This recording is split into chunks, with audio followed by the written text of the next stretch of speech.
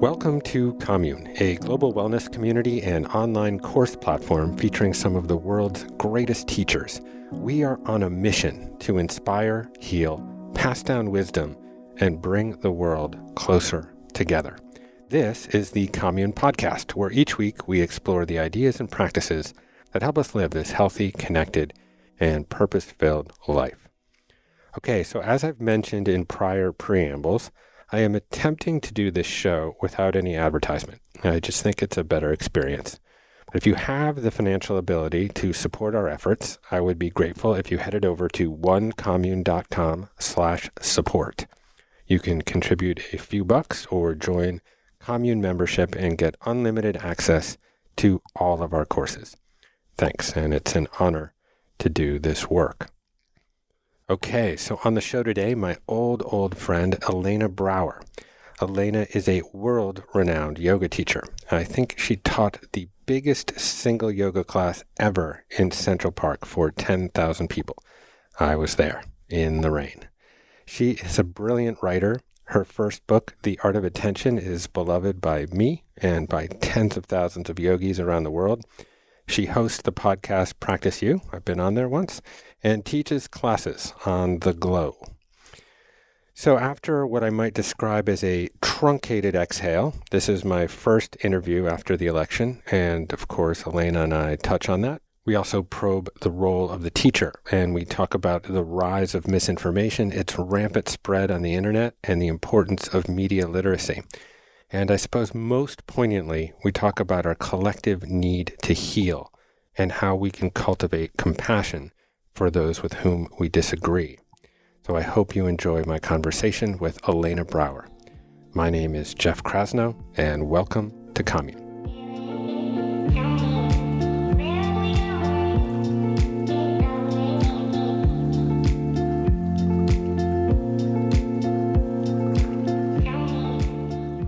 Were you ever a singer? I can sing. I've never been trained, but I used to be able to sing really well, and I should probably get some training before I get too old. Yeah, I'm in a band. That doesn't surprise me. I'm in a jazz band. I have a rehearsal right after this interview, and I'm feeling really pretty nervous about it, to be honest with you. Why? It's just because I don't have a lot of practice performing. And I really want to sequester my music as something that I have no ego in, and it's just enjoyable. But, the second that you're on a flyer with like the stylings of Jeff Krasno on the piano, then all of a sudden your ego appears and you're like, oh no, what if I'm not good enough? Right. What if they don't like it? What if I don't remember the song? That's where I am. I feel like for you, though, you barely have an ego in anything you do, almost to a fault. Actually, you lack an ego. Yeah, I'm not sure that's true, but I'll take it on this. Case Exhibit A. Oh, it's still 2020. It's still 2020, Jeffrey. And right now, I'm glad to report that I just spoke with a very good friend of mine who says this cannot be overturned. But I do have that hesitation in my body, which I didn't have a few days ago. So I'm just trying to meditate at least twice a day, if not 3 times, and keep the bliss chemistry flowing. Yeah, I was going to ask you about that because it was, I would call it a truncated exhale. Oh, slow. It was the truncation was not okay. No, it was abridged. It was the abridged exhale. It was so fleeting and so glorious. But you were quite, it's been a year of, well, for all of us, like breakdowns and breakthroughs, I suppose. But you got very politically involved. I mean, you were, phone banking and tell us maybe a little bit about that process. I mean, and also the process that you went through yourself to kind of get to that place where you felt like, okay, this is my responsibility. I need to take, a step forward here. All started with Mr. Floyd's murder. Yeah. And I started to really get a handle on my own complicity in this white supremacy. I started to realize that whiteness is not a problem. It's just something that we need to be very aware of and start to use to a much greater good. And I started to sort of break down my own story with regards to race. And I realized that I actually really care, like deeply care about this. I have always, and I do not mean this in any other way other than precisely what it is, coming from like a basically 7 to 10-year-old girl, I've always wished I was Black. I swear, I've had these like really good friends in my life, beautiful friends who inspired me greatly with their humility and their grace. And something about it always resonated with me. Just the color of their skin, the way that they comported themselves. And when this came along, I just realized that I really wanted to have a hand in creating an impact and raising awareness among my predominantly white audience that this is something that we can start to evolve. And so I did whatever I could. I learned as much as I could. I continue to do so. I am in conversation with Black friends who are always offering me things that I didn't ask for and teaching me things that I didn't ask about to great effect. I'm so thankful for these understandings. And since then, I basically just realized that I need to help with this vote because I love meeting people. I'm very facile on the phone. And so I figured, okay, I'm just going to go ahead and do some phone banking and see how I do. And I loved it. I was good at it. I found a lot of ease with it. And I created a, a little flow in my life with it, a regular flow. So now I'm going to be starting with John Ossoff in the Senate race for Georgia, doing some phone banking for his campaign, and let's see what happens. But, I Yeah. don't know what's going to happen. Let's see what happens.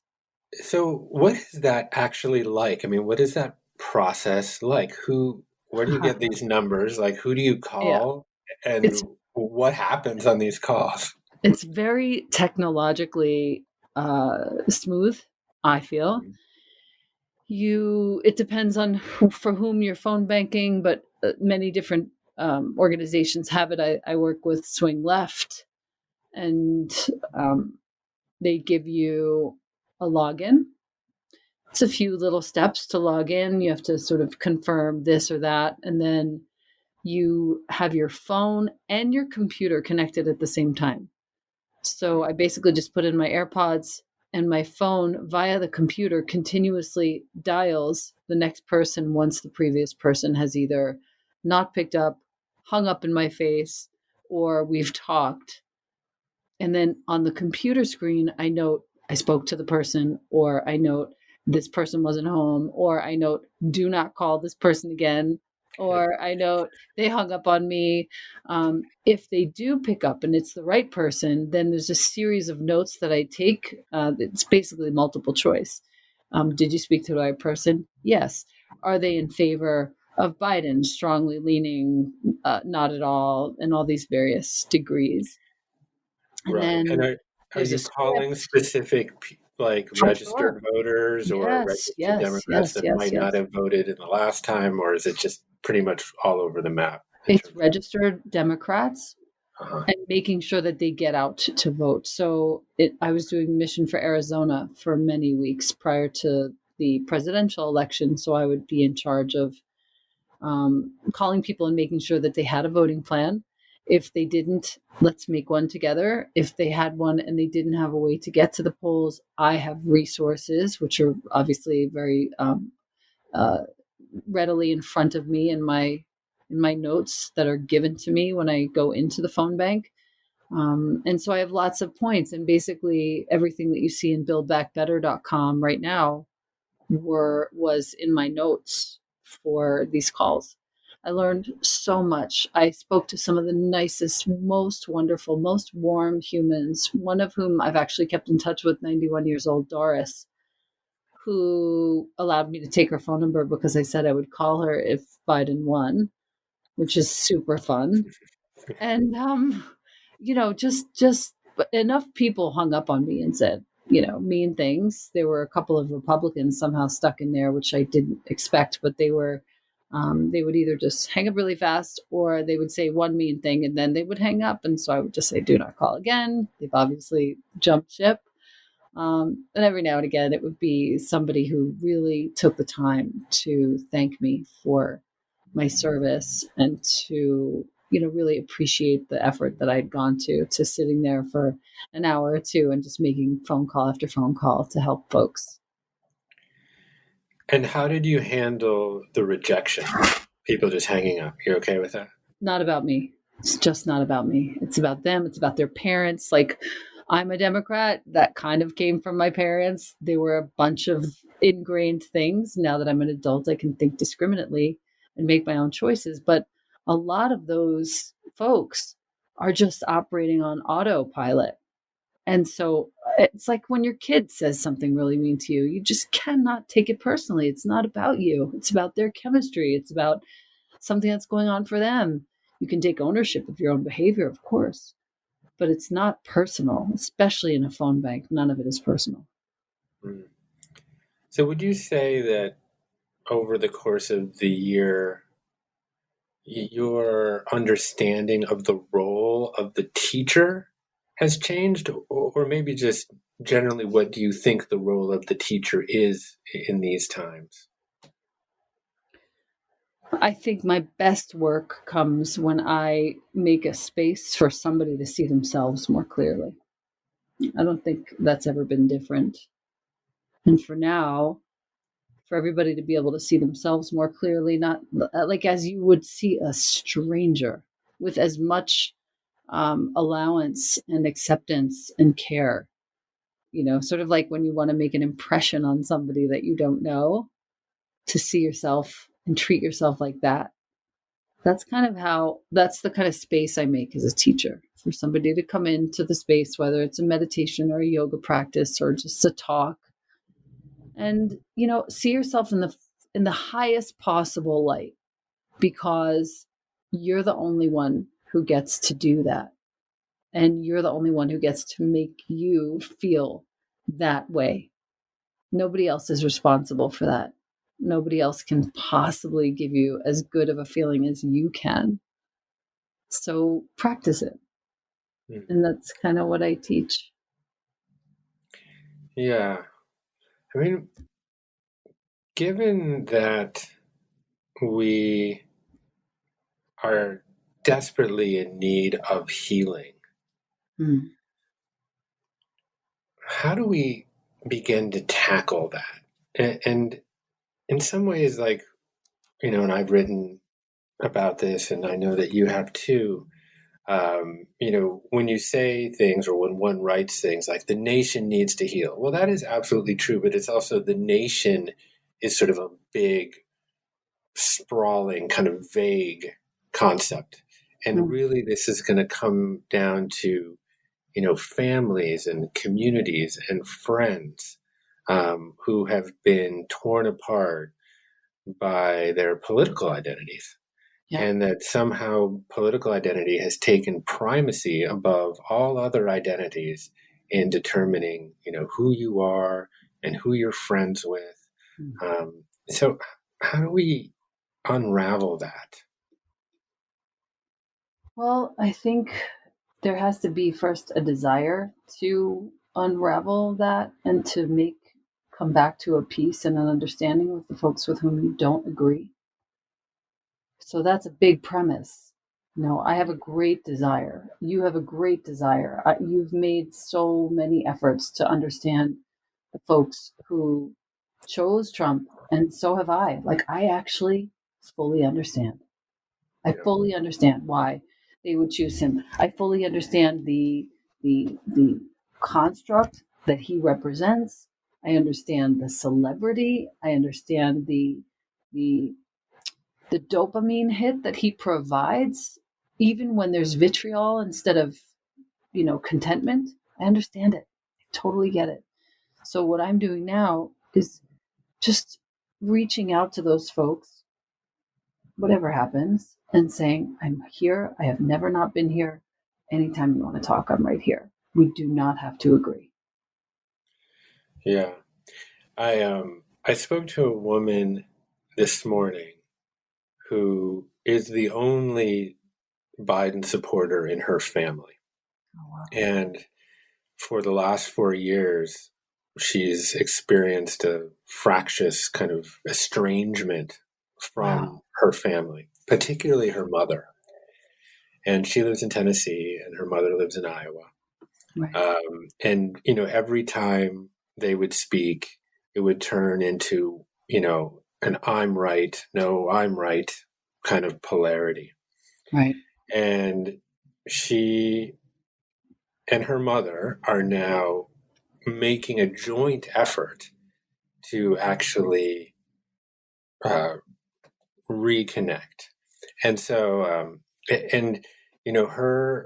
she kind of described this experience that I thought was insightful and maybe obvious, but on Saturday when Biden was projected to be the winner, she felt obviously like a flood of excitement and jubilation and joy, but also a sense of like safety and security.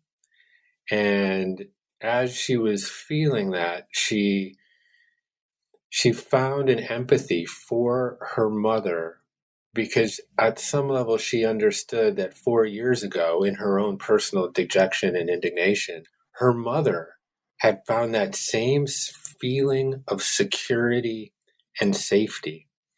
And so now they're in this kind of process of rekindling their relationship. And she had a bunch of kind of interesting, like actionable ways of doing it. One of which was that they both agreed to not watch TV or go on social media for a week before they would have their next phone conversation. Wow. Which is, that's a big disruption in our addictive behavior right now. But as it pertains to social media and media in general. But it I protects got them to both from their filter bubble. exactly, and I got to imagine that it moves them. And I know this sounds kind of woo woo, but Yeah. but it moves them out of their sympathetic nervous system, out of their sort of cortisol induced state of fight or flight, and into a place of cooperation and relaxation. Right. And I'm so curious. I'm actually gonna interview her and her mother together. They're So they're just smart. getting their heads around agreeing Yes. to it. Yes. But I'm really interested in trying to find these like real little techniques for conflict resolution. But I wonder from your perspective, because you've helped so many people process grief and suffering. Mm-hmm. And I believe that this is similar. It's a similar kind of suffering that do you have insight if you were going to counsel a family like that, and not to put you on the spot, but where would you start with that process? What's so wild is that every time I work, do get an interview or do an interview or am interviewed myself, I always grab some pile of notes, and I have piles of notes all over the place in organized fashion, as you would imagine. Today, for this thing, I grabbed my notes from a David White lecture that he gave. And the practice was that we always look to ourselves as someone new, as though we're being introduced to a stranger for the first time, and even so weird that we would want to turn away from this stranger, like it's not somebody we know well, and we don't even need to be friends with that person. To look to ourselves like that, Like there is some stranger in there, somebody we don't even want to meet, who will be a danger to our settled identity. And to look at that inner stranger and start to welcome that person and love that person, accept that person who's actually the future self that I am becoming, you are becoming, is to practice the art of welcoming someone with whom you don't agree into your space and being okay with the healing of it, this disagreement. So I found that for me to talk to within myself like that, and by the way, I have a very strict situation with the news, which is 4 minutes a day of NPR. That is a very strict regimen. That's it. That's all I need, because I'll find out what's going on. Yeah. I don't need more detail, because the detail only freaks me out. Yes, this is an intermittent fasting approach to the news, it sounds like. It is. That's exactly right. 12. What is it? 16:8. Yeah. Which, by the way, works so well for me. I got to do it. It's really I know good. we're basically exactly the same age. Yes, eat between 12 and 8. And I'm feeling it right now, so I got to do it. Anyways. Eat between 12 and 8. It's so awesome. But the whole thing with grief too, I've had a couple of really good resources. Pixie Lighthorse wrote a book called Prayers of Honoring Grief that has been absolutely crucial. I read from it almost every time I teach live. And to share with people that grief is not, unfortunately, it's so shied away from in our society. And to really honor grief, to really welcome grief, to really open ourselves to feeling grief is to allow it to exit ultimately.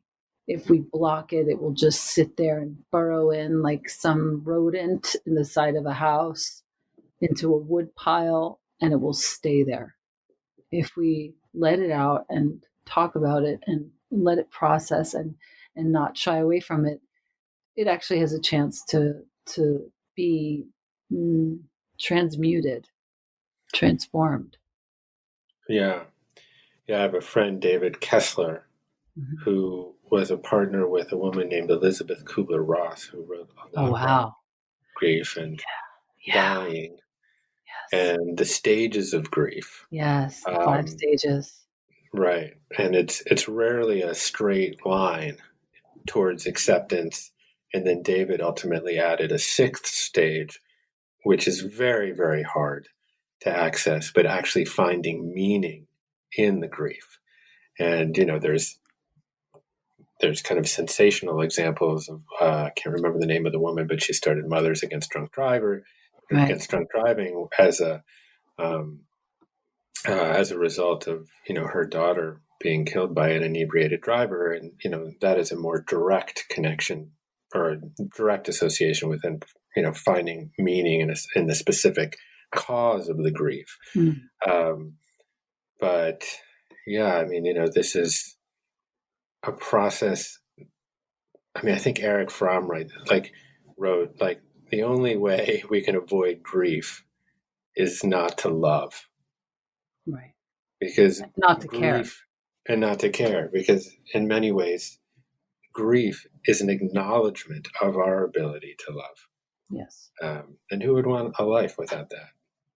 No, and I think there's a little. I don't usually use Sanskrit words, honestly, but I think this is a good one for right now. There's a sense of dharma in what's happening now. The next right thing.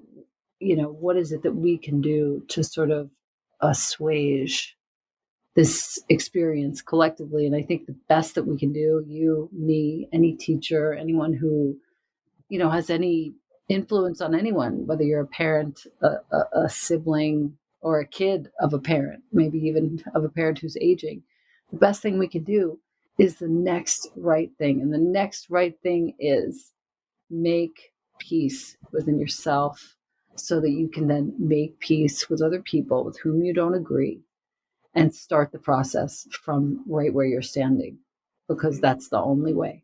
There is no other big huge collective solution other than each of us making the choice. Yeah, I think one of the most difficult pieces for that process, I'm trying to articulate it as I get my head around it, so it's tricky, is that we all have these principles that define our identity, that define kind of who we are and how we see our purpose in life.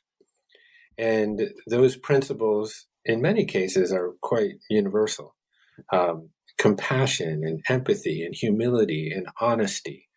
And that living up to those principles is sort of living our most authentic life, a life with integrity. And many of us are, certainly I am, very connected to that notion.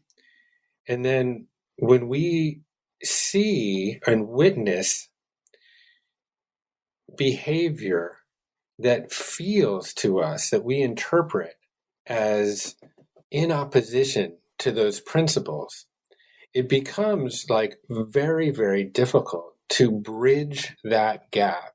And, I'm speaking kind of like up in the clouds a little bit, but when we see, for example, someone, and this is a question that gets posed by the left on Instagram and Facebook all the time, people who essentially seem incredulous around how anyone can support Donald Trump, who many consider as a sort of a distillation of depravity, that Right. if you had sort of a register of virtues, he would clock like a 0 on virtually every single one of those. Mm-hmm. So then how do we then sort of step behind the political identity and recognize that within someone that may disagree with you, they may actually share these same kind of moral underpinnings of compassion and empathy and grief. But from where we sit, from this vantage point of polarity, it is very, very hard to discern that person would have those qualities. And I guess this is what I think this is sometimes the toll blocking the bridge, where it's like, how do we get past that? How do we get past the, well, but you don't have any compassion? I actually find the best way is to look to the children that these people are. Like, I look at Donald Trump, and I, especially after doing a little bit of listening to Mary Trump, and learning a little bit about the quality of communication in the family, I think it must have been very, very difficult for young Donald Trump to survive that entire situation, because he was, like all of his family, really mistreated. It sounds like the father was really a tough cookie. And I look at him like a 4, 5, 6, 7-year-old kid, and I just feel nothing but compassion. I'm so angry with how he's treated so many different humans and communities and so many different things. I don't think that I've forgotten about that. But when I look at him, in order to summon that level of compassion, I just see the kid. And I get it. I see the kid who feels it necessary to put on bronzer. I see the kid who feels it necessary to spend $70,000 a year on hair plugs. I see the kid who is so insecure that he will speak in this way about women and about various different communities so ignorantly. But it's just a kid in there. So can you find forgiveness and compassion and accountability at the same time? For sure. That's how I get through every day right now. Honestly, there's not one without the other. I get it all. But dude, you cannot do this to half the country and not expect us to vote against you. Like, this is what democracy is. We have a say in who we wish to be our leader. And more than half of us have spoken. We're good without that now. And that's not to say, I put up a bunch of stories on Saturday in the flurry of the prospective victory. There was one with the Statue of Liberty holding a surgical mask as a slingshot with a small Donald, shooting Donald bye-bye. Yeah. I took the time yesterday to go through all of those stories, and I took down the ones that were the most sort of childish and vindictive. Yeah. I kept the ones that provided information and insight into what's needed and what needs to be known about the facts of how he's treated people. But that sort of stuff, I disappeared. And I don't even feel it. I get a ton of trolls, you can't imagine. And I've stopped responding, and I just delete and forgive. And I trust that they will go and find someone with whom they agree to hang out there on their feed, on their page, whatever. There's not a whole lot that I can do other than to say, this is how I feel. This is what I see. And this is what I hope for. And I'm not going to sit here and hold a grudge in my body, because that does nobody any good. Yeah. I mean, have you had to address folks within your community, students, who may be looking to you or to the experience that you provide as safe, quote unquote, and kind of a sacred space, as kind of separate from the invective of politics, and who might wish that you kept your racial politics out of their sacred quiet time? Have you had to have that kind of interaction? And if you have, how does that go? What do you say? I haven't actually had to have it in like a conversation at all. I've gotten a few sort of notes about it, but nobody's super close to me. The folks who are super close to me are as impassioned and as informed as I around these matters, and they feel the same, which is, the dastardly perils of the filter bubble, obviously. But I did get this one note, an older couple, not much older than I, we're 50 years old now, so they're in their 60s, let's say, who have been on a few retreats of mine.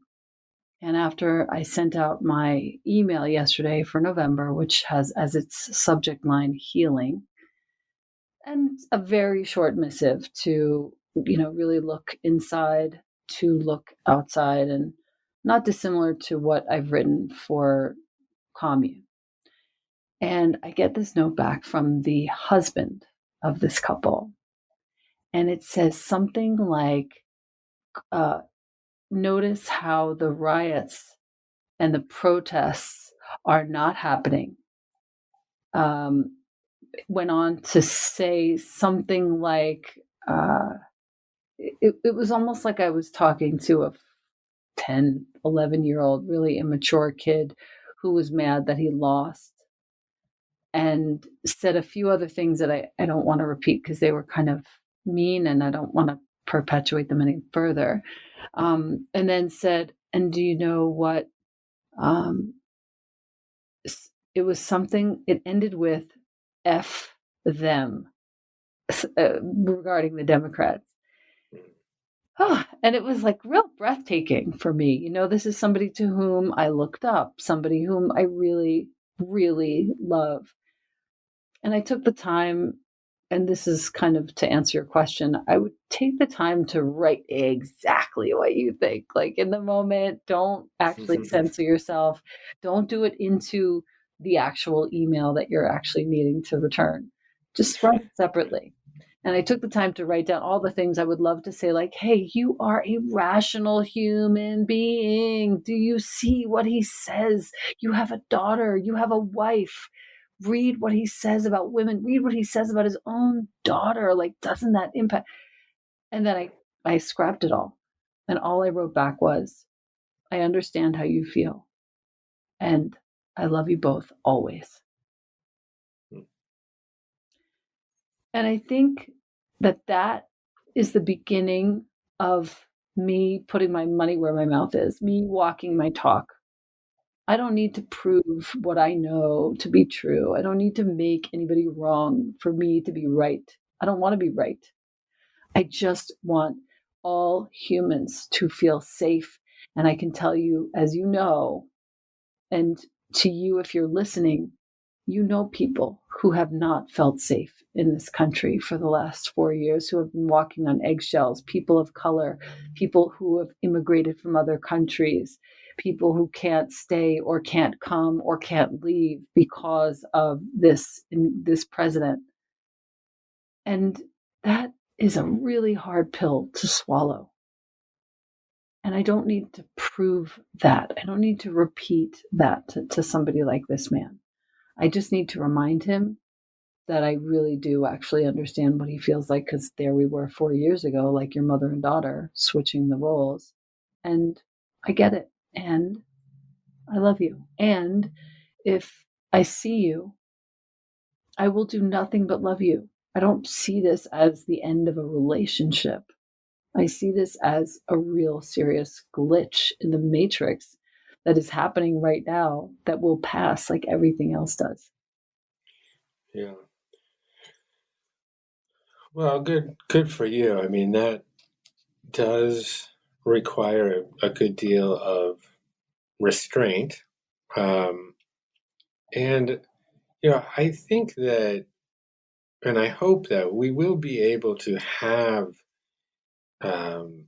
disagreements and fervent arguments and debates about positions with people, but it's almost like we need to rebuild the root system, which comes from connecting from an identity that sits behind our political identity, that is more connected to, I think, a general moral intuition that people share about life and a vision for a world and a country that I would say most people share. But that root creation, I mean, and I kind of think of it that way, is that, trees with root systems can sort of withstand, their branches banging into each other. Yes. But our root system, our soil, has become so degraded that we're just existing on a hyper emotional level, kind of up at the top level of the branches. Gosh, wow, that's beautiful. I'll have to record that for a later time. No, it's beautiful. What I can say is I'm thinking about, remember that movie Biggest Little Farm? Yes, yeah, I've been there a number of times. And they cleared everything out. That's the only, they really just started from scratch, and they just let everybody grow where they're growing and do what they're doing. And, the damn foxes ate the chickens, and the damn everything grew wherever it wanted to grow. And that had to be okay. And pestilence and rodents and all those different sort of adversities. There's something about, and I'm not comparing us to that by any means, but there's something about an inherent allowing of people to believe what they believe and to support each other in their belief, as long as it's not going to hurt another human or degrade their quality of life. And I think somewhere in there is a new root system. Somewhere in there is your moral aspect that you were just mentioning. Like, how do I just let somebody who like my friend's dad, how do I just let him be a Trump supporter and continue to watch your filter bubble and do your thing and love you anyway, and just have conversations around, hey, can we avoid hurting or impacting in a negative way this particular community? Can we have that conversation? And the hard part is that it's not like The Biggest Little Farm where everybody knew what the point was, which is, let's see what nature would do. Let's just see. We don't have that luxury because of the media. Yeah, well, I want to hover on that for a moment because I think one of the most distressing things that happened over the course of a extremely distressing year, so this is like a laundry list of things, I suppose, but was watching the power that misinformation has when it is weaponized on social media. Yeah. And the extremism and the tribalism that is a product of that kind of misinformation slippery slide. Yeah. And, certainly kind of within our community, the wellness and spiritual community, we saw, I saw a tremendous amount of my community starting to espouse theories related to QAnon and to Q, that overall community, and it's hard to kind of put your finger on it because there's so many Q adjacent theories that bubble up and then bubble back down, from like the most kind of outrageous of like the global cabal of pedophiles to like a general genuine skepticism around 5G and everything kind of in between. But that it felt like our community became particularly susceptible to a lot of these ideas that had very little, if any, basis in fact. And I wonder how you perceived that and how you processed and dealt with it, because I'm sure you saw some of that within your own social media. I see a lot of it still. So much of it has fomented into this solid thing. And DK sent me that article about Apophenia, the human want WANT and want WONT to seek patterns. Right. And I think whomever this happens to be, this whole phenomenon, it's somebody or somebodies who are very keenly aware of how gaming works and how people yearn to find patterns in anything, and it's what gives numerology and astrology all of its charm. People are dying to find patterns, and when this person or persons, quote unquote, drop a clue, they are just encouraging people to further distract themselves with this. It's almost like a video game. It's like a nonsensical, let's go down this little path here and let's see what happens if we start to give agency and purpose and priority to this idea. And all of a sudden it's like, and Joe Biden is a pedophile. I can't tell you how many people have gone on my feed and said this and really firmly think this. It's like, guys, he's your grandpa. He's not a pedophile. He has had 2 children die on his watch and 1 wife. There is nobody more. Watch his when Obama gave him the Medal of Honor. Watch that, and you really see who this person is. I promise you, this is not what's true. And for folks to believe, based on a total stranger's leaving of a piece of popcorn on a trail, that this is what's true, is nothing but sad to me. Yeah. And so I don't get angry about it. I get into understanding, and to the people who believe it, I send them any information that I have that is cohesive and coherent and salient in explaining. That piece on Medium written by the video game designer is very good, well written, great points, well presented. And I just share that in the hopes and in the knowing that this too also shall pass.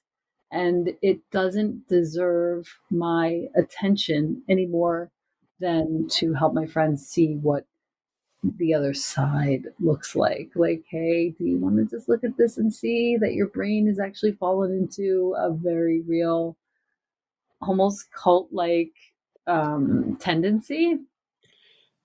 Yeah, but this is the insidious nature of it, because I've heard podcasts before on your podcast where you, I think, referred to Guillaume Chaslot, who was Yes. one of the algorithm developers for Google.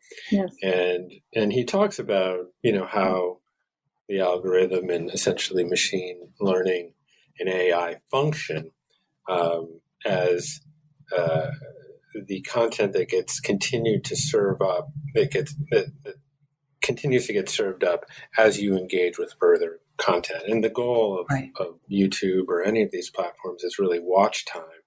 And it seems to be the case that the more extreme the content, the more sensational it is, the more watch time it garners. Right.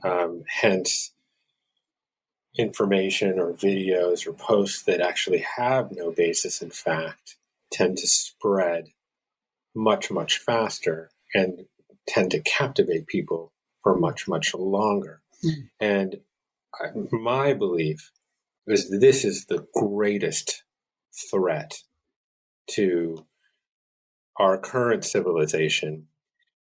And it's only going to get worse because of kind of deep fake oriented technology, where I essentially could make a video on my laptop of Elena Brower saying anything I want her to say, right, and then post it on my social media. So we really are grappling with sort of an end of fact or an end of truth.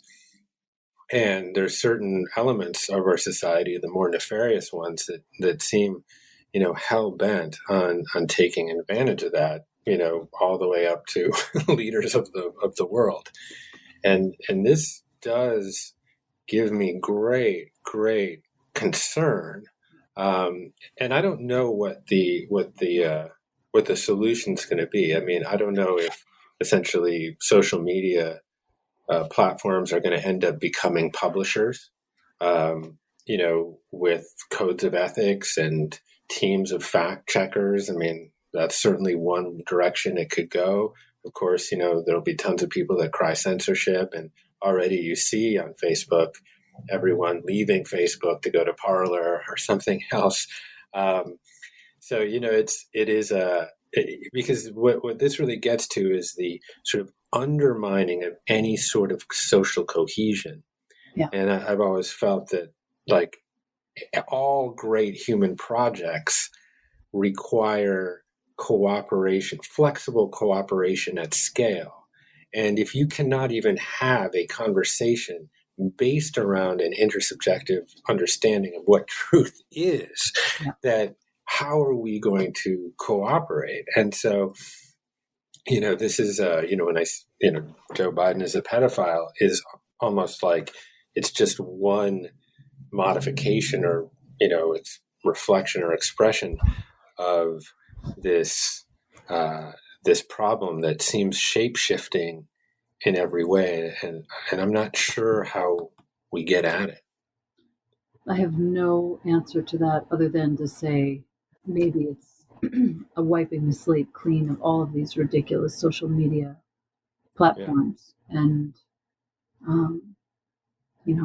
going back to the way that it was, where we all watched the news, 2, 4, 5, 6, 7, yeah. 11. I remember those days. Yeah. All those channels, and where the news was actually the news. It didn't have a subjective slant anywhere. It just was the news, and you watched channel 2 or 4 or 11, whatever, 7, based on the newscaster with whom you most resonated, or whatever, the set. It didn't matter. It wasn't about this entire opinion factory. when we were kids. Yeah. That's Walter where I think, Cronkite. yeah, exactly. That's where I think, we completely went sideways. Is at the moment we turned away from that. Yeah. So you're writing a lot, and I love your writing. Bless your heart, I love yours. And it's really been I feel like a beautiful, heartfelt source of connection between the two of us. Mm-hmm. I'm deeply moved and inspired by your writing and the way you actually express your writing orally, and the poetry to it. So I wonder if you could talk a little bit about your writing and your process, and how you go about finding words sort of as vessels for stories and emotions. I think it all started when I was a tiny little girl, and I spent a great deal of time on my own. And in that solo time, I read all the time. I was born in 1970, as you were. You were 69, and I just had nothing else to do other than to read. And that passion has landed squarely here, where James looks in any part of my house, and there's yet another book with another bookmark that I've been reading in that chair, which is not the same book that I'm reading in that other chair. I like that. So I'm constantly reading. And I think that when you gave me an assignment, and I look to all of my own inspirations. I look to you. I look to Roshi Joan Halifax. I look to Tara Brach. All these different casts by Isabel Wilkerson on my desk right now. All these different people, whomever is in my immediate sphere. And I look to them, and I will find ways to not copy them, but ways to express what I want to express, inspired by the way that they've expressed themselves. I can't really say it any other way. It's just, I'm constantly inspired and influenced by the writers with whom I'm exposing myself and allowing myself to receive. Yeah, one thing that I discovered that seems just completely hidden in plain sight, but this year it kind of dawned on me, is that when you're reading a book, you are bringing yourself to that process of reading it. And like you and I may read the same book and have a similar understanding of the plot line, etc., but we might have a complete different resonance with the turns of phrase or the higher overarching meanings. And I think that is the piece of writing as a creative expression that's so unique and beautiful, that you can sit in whatever particular chair that you happen to be sitting on that's assigned a particular book, which I think is a really interesting and cool image in and of itself. And you're bringing that book that belongs to that chair over into this other chair. And it is it's a synthesis of that entire experience of what is written on that page, but it's also what you're bringing to that then becomes reflected in your expression. And it's I find it to be the process of it is so it's so epiphanous. Like, I just lose all sense of hour and minute. It just goes away. It's I highly encourage anyone that even has the remotest inkling to write to do it, just because it is such a cleansing, detoxifying experience. Yeah, that's totally true. And I love the fact that when I write, it's almost never going to be that's going to be the final product or whatever it is going to be. But the more I look back at it many, many times, the more universal I can make whatever it is that I'm writing. the more personal people will take it. Personally. I'm not sure if my grammar was right there. But, for example, any poem by Mary Oliver, almost anyone can resonate with that. Looking into nature and watching the way that the irises communicate with each other. There isn't anything personal in what she's saying, and yet every single one of us takes that poem and makes it our very own. And I think that's the magic of writing, is that to keep looking back, make it super personal, as intimate as you can, and then look back and see where you can actually make it, in all of its intimacy, extremely universal. And that, I don't know, that seems to be the sort of tension and the play of my process. Is this personal enough? Is it universal enough? Do you get very emotional when you write? For sure. Yeah. Tears fall often. For sure. That's generally when I know I've produced something of value. Yes. Yes. I think our mutual friend Gabby Bernstein once said this to me. Mm-hmm. You have to, before you can move others, you have to move yourself. That is one of her finest teachings. And so I always know when I have some kind of emotional catharsis, and oftentimes I'm just making myself laugh, which is a great experience. Right. But I think when you make yourself cry, there may be something universal in that. Yeah, I firmly believe that. There have been times when I will post something to Instagram with a caption that makes me cry, and it's so silly. I really do know this, but when that's kind of all we have right now in terms of communication that's quick and efficacious, and if I can have that impact on my own psyche, then maybe it's helping one other person and two other people. Yeah. Well, I deeply appreciate you. I deeply appreciate our friendship, which is going on, which has a few rings around the trunk there. Yeah, it does. And I think I've always told Skylar that one thing that I deeply appreciate about my relationship with you is that I feel we can drop right back in where we left off anytime. But just even over the last 4 or 5 months, to sort of rekindle a more regular conversation with you has just been a great blessing, and it's kept me sane in some times that could otherwise be fairly insane. So same. It's like a balm. It is for me. I really feel that. Like, I feel like your brain and your heart, when I need it, when we can talk like this, we've done that pretty regularly since I moved here, even in March. Really helped me to drop back into myself and feel what I'm doing here and not give attention to the negativity that swirls around. Yeah. Well, and I'll just also say, kind of in closing, that I've also watched sort of an evolution of humility. I mean, you're a big fucking deal, okay? And you've been around the world.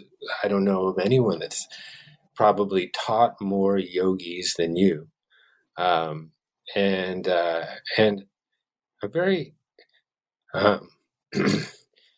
like just your humility to do the phone banking and to do some of the really hard work. I find just that speaks a lot of volumes about who you are and inspires me to be a better person. So thank you. I'm going to give that thanks straight to my mother. Rest in peace.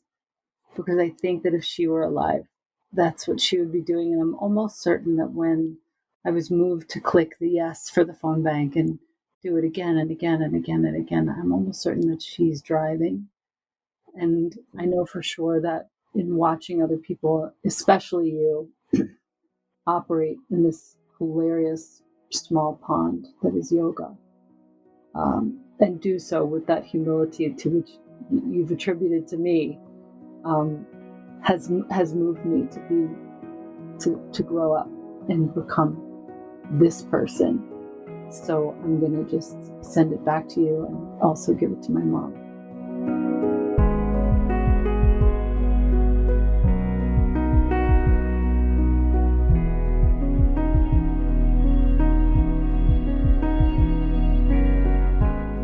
Thank you for listening to my conversation with Elena Brower. Go to elenabrower.com and check out all the brilliant projects she is manifesting. And of course, email me any old time at jeffk@onecommune.com. I will read it. And my mom loves reading reviews on Apple Podcasts. And of course, since it's a priority to make my mom proud, I ask you to leave me one. So that's it from the Commune for this week. My name is Jeff Krasno, and I am here for you.